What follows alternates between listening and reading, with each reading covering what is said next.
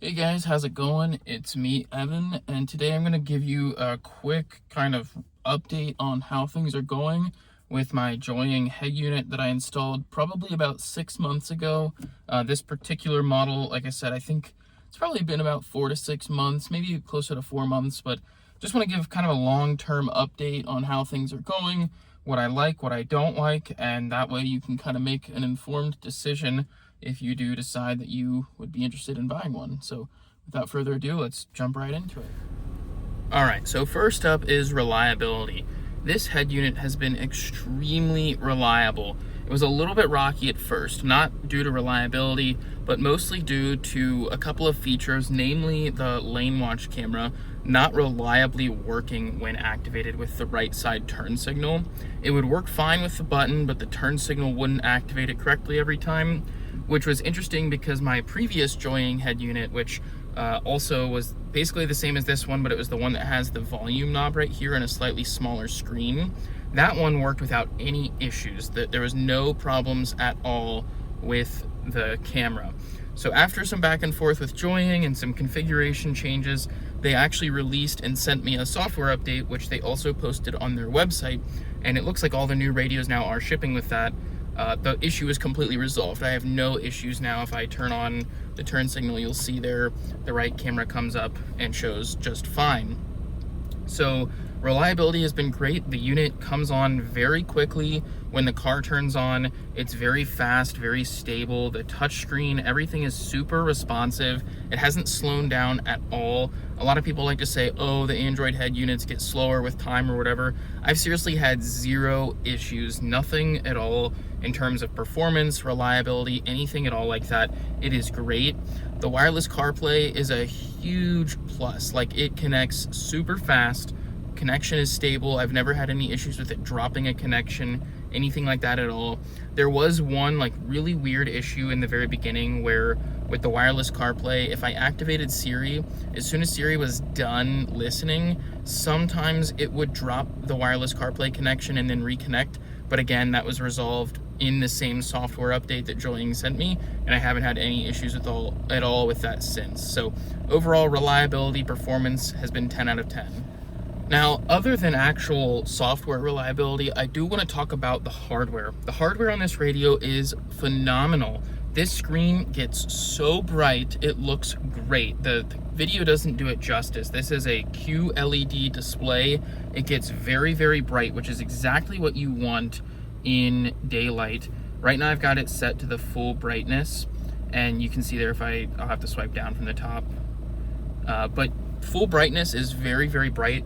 I'm sitting in bright sun and I've had no issues with brightness whatsoever. It's also great that in the individual inputs, so for the lane watch camera, for the reverse camera, etc., you can adjust the video input settings of those as well. So if you want it to be brighter in those scenarios, you absolutely can adjust it and make it brighter there as well. Again, screen great, no issues with dead pixels, burn-in, anything like that at all. The screen has been great. The only potential hardware flaw, and it's not just a Joying thing, it's all of the Android aftermarket radios, is the built-in microphone is a little bit dodgy.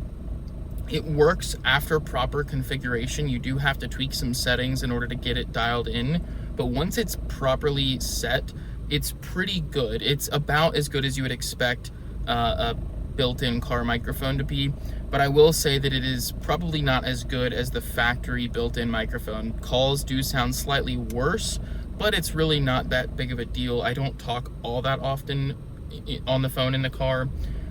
It's Siri, everything recognizes my voice just fine, no issues with there. All the steering wheel controls, from the call buttons as well as the voice activation, change track, volume up and down, everything all works and interfaces fine with the hardware. Backup camera, lane watch, everything interfaces properly with the car. The GPS works great. Again, no issues with the hardware whatsoever. And the actual bezel itself looks pretty good.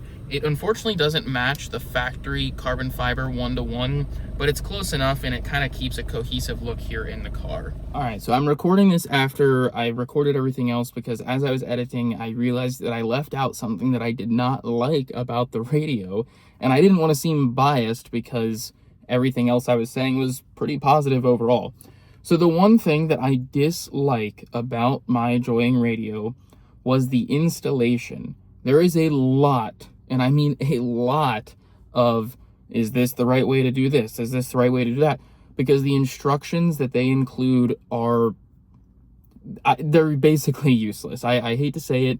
It's no offense to Joying.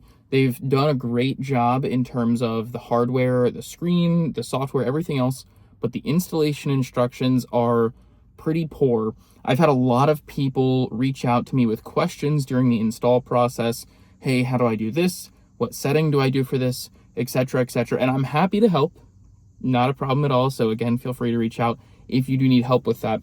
But it could be better. They give very generic instructions that are applicable to all models of cars. And then the instructions that they send you via email for your specific car are not that great. That's why I hope that the video on my channel showing the install process hopefully sheds some light on that. I do realize that there are maybe some settings and stuff that I didn't go as in detail with. So again, if you have questions about that, feel free to let me know. But that was the one thing, even when I was installing it, especially with this new radio design, it is not put together at all. You have to assemble the screen brackets, the double DIN bracket, everything else, and it is a bit confusing if you've, for one, never done it, but two, if you've never worked with one of these Joying radios before. It's kind of like a whole new world that you're kind of, in there and learning as you go. It's kind of a trial and error thing. I had some issues with, what hardware to assemble in what way, and trying different things, and what settings to set. And once it's dialed in and it's good to go, it's perfect. Again, I've had no issues once it's been installed, but man, that install process, not that time consuming, not any part particularly difficult, but it's just figuring out what the right thing to do is, since those instructions just really aren't all that clear. So that would be honestly my biggest complaint about the Joying radio, is just the instructions are not that great. All right, so moment you've been waiting for, would I buy this again? I absolutely would. I do think it's worth the price. If you know, the factory head unit here in my 9th gen Honda Civic is absolute dog water. It just is not responsive. The screen is very, very dated. The resolution is terrible. And overall, any sort of aftermarket solution is going to be a plus from the stock one. But I think that these Joying units are very refined, and I don't think that you can include them in the bucket with all of the other Android aftermarket head units. I think that what Joying has put together here is a great solution. I think it interfaces very well with the car. Yes, the installation can be a little bit rough, both with actually removing this whole part of the dash and then also ensuring that the software is configured correctly, just because this radio can work in numerous number of cars. But I do think that overall this solution is very elegant once it is implemented properly by the end user. You see here, this looks, in my opinion, factory. I think it looks great, and I think that the software, the hardware, everything has been refined to the point to where I would absolutely buy this again. This is the second unit that I've had in my vehicle. The first one worked fine. I had no issues with it other than some complaints with a slight hiss on the audio. Even when nothing was playing, I know a lot of people have complained about that about previous Joying head units.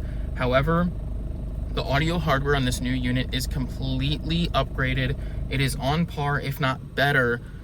Don't shoot me for saying that. You can look at the specs yourself. It is on par, if not better, than that of many Kenwood and Alpine and Pioneer head units that people love and have loved for many years. They took the same soundstage, the same hardware, everything else, and put it in this radio, and it is phenomenal. The sound quality is better than stock, and you have the fully customizable EQ in here that I can go and change whatever I want and get it dialed in the way that I like, and it sounds phenomenal once you do that. So yes, I would buy it again. Long term, I've had, seriously, this is not a paid video, I have had 0 issues with this radio, no complaints, and I would absolutely buy it again. If you guys have any questions on this radio, where to buy it, any help on installation, anything at all, just feel free to leave a comment below and I'd be happy to. I've gone through numerous iterations with Kenwood radios in this car, 2 joining radios. I feel like at this point, I also, if you haven't seen, have hacked the factory radio to attempt to install CarPlay on that, which there's more to come on that in the future. But as you know, I would probably at this point call myself an expert on these radios for our cars. So if you have any questions, feel free to let me know and I'd be happy to answer them. As always, thank you guys so much for watching. Thank you so much for all the support on the channel, and I'll see you guys next time. Thanks.